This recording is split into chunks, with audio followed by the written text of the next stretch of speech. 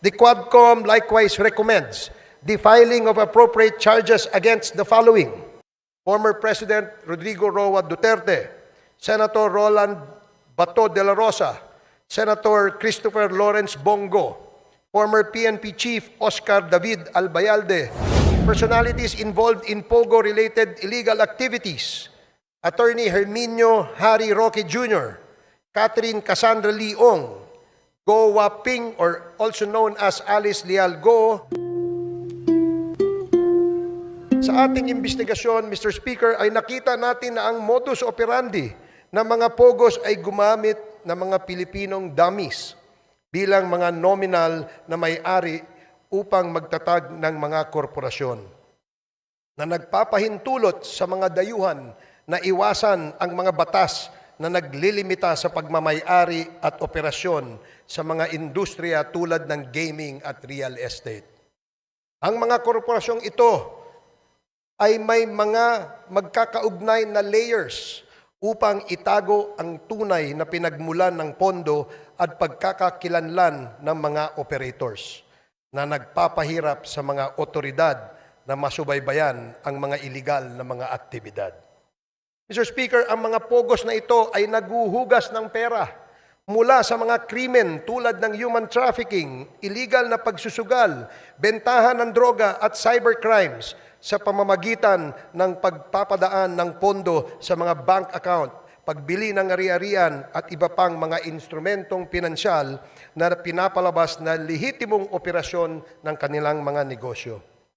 Ang ganitong layering ay hindi lamang nagtatago sa iligal na pinagmulan ng pondo, kundi pinapaliit din ang binabayarang buwis at pinoprotektahan ang mga operator mula sa pagkakadiskubre. Mr. Speaker, karaniwang pinapadali ang mga iskim na ito ng mga tiwaling opisyal at empleyado ng ating gobyerno, ng ating mga regulatory agencies at mga institusyong pinansyal kapalit ng suhol na naglalagay sa peligro ng sistema ng batas at pananalapi sa ating bansa. But perhaps the most chilling revelations, Mr. Speaker, pertains to the extrajudicial killings that have scarred our nation's history. The investigations brought to light a harrowing narrative of abuse of power and institutional impunity during the Duterte administration. Witness testimonies corroborated by evidence revealed a system that incentivized the killing of suspected drug personalities, a system modeled after the so-called Davao template and replicated nationwide. Mr. Speaker, this is not merely a report of the past wrongdoings, but a call to action. The Quad Committee has responded by filing concrete legislative measures aimed at addressing the gaps in our legal framework. Number 1, House Bill number 10986, classifying and penalizing extrajudicial killings as heinous crime while providing reparations for its victims. Number 2, House Bill number 10987, prohibiting all forms of offshore gaming operations in the country with severe penalties for violations. Number 3, House Bill number 11043, allowing civil forfeiture of unlawfully acquired real estate properties by foreign nationals. Number 4, House Bill number 11117, providing for the administrative cancellation of birth certificates fraudulently obtained by foreign nationals. In addition to these proposed bills, Mr. Speaker, our inquiries have already yielded significant actions. Number 1, the Joint Committee inquiry prompted authorities to reopen investigations into the murders of Police General Wesley Barayuga, former Albuera Leyte Mayor Rolando Espinosa, and 3 Chinese nationals killed inside the Davao prison in Penal Farm. 2, the certificate of registration of or incorporation of Empire 999 Realty Corporation was revoked by the SEC. Number 3, the Philippine passport of Mr. Kai Kimeng, also known as Mr. Willie Ong, and Yang Jiazheng, also known as A.D. Taiyang, were canceled by the concerned government agencies.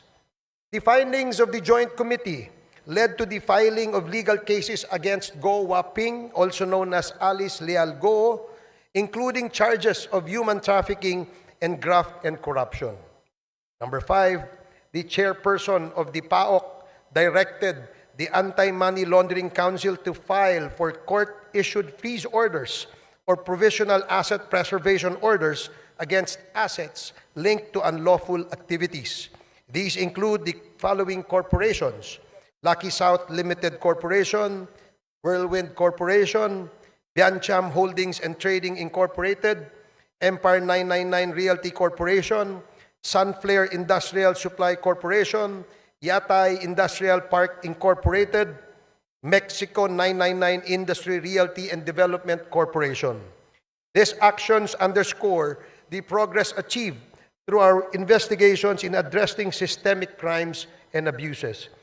We have also recommended, Mr. Speaker, amendments to relevant laws, including the Anti-Money Laundering Act, the Anti-Trafficking in Persons Act, the Civil Registry Law, the Anti-Dummy Law, the Bank Secrecy Law, the New Philippine Passport Act, the Comprehensive Dangerous Drugs Act, the Cybercrime Prevention Act, the Tariff and Customs Code, the Revised Corporation Code, and the Local Government Code, among others.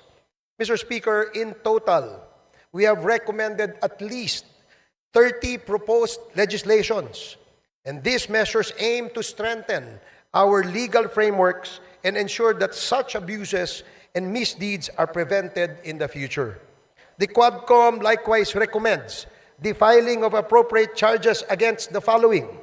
Number 1, personalities linked to the illegal drug trade, particularly those implicated in the seizure of 360 kilograms of shabu in Mexico, Pampanga, Kai Ki Meng, alias also known as Willie Ong, Yang Jiazheng, also known as A.D. Taiyang, Mayor Teddy Tumang, and all the incorporators of Empire 999. Number 2, perpetrators of crimes against humanity under Section 6 of Republic Act 9851 or the Philippine Act on Crimes Against International Humanitarian Law, Genocide, and Other Crimes Against Humanity. Former President Rodrigo Roa Duterte, Senator Roland Bato de la Rosa, Senator Christopher Lawrence Bongo, former PNP Chief Oscar David Albayalde, former PNP Chief Debold Sinas, Police Colonel Royina Garma, Police Colonel Edilberto Leonardo, and Hermina Muking Espino. Number 3, the co-conspirators in the murder of Chu Kintung, Li Lanyang, and Wong Mengpin, the 3 Chinese nationals killed inside the Davao Penal Prison and Penal Farm on August 13 of 2016. Former President Rodrigo Roa Duterte, Police Colonel Royina Garma, Police Colonel Edilberto Leonardo, SPO4 Arthur Narsolis, and Superintendent Gerardo Padilla. Number 4, individuals involved in the murder of General Wesley Barayuga, Police Colonel Royina Garma, Police Colonel Edilberto Leonardo, Police Lieutenant Colonel Santi Mendoza, former PNP Officer Nelson Mariano, PSMS Jeremy Tox Kausapin, and 1 alias Loloy. Moreover, Mr. Speaker, further investigations should be conducted against, but not limited to, the following individuals. Number 1, personalities implicated in the illegal drug trade in relation to the revelations provided by resource persons Jimmy Guban and Mark Taguba, Representative Paulo Duterte, Councilor Nilo Abilera Jr., Mr. Paul Gutierrez, Mr. Benny Antiporda, Mr. Jojo Bacud, a certain Tita Nani, and Mr. Allen Capuyan. Number 2, personalities identified to be involved in the illegal drug trade during the course of the legislative hearings: Hong Ming Yang, also known as Michael Yang; Wei Xiong Lin, also known as Alan Lim; Charlie Tan, and Mr. Sammy Uy. Number 3, personalities involved in POGO-related illegal activities. Attorney Herminio Harry Roque Jr., Catherine Cassandra Leong, Go Waping or also known as Alice Leal Go, Yang Jian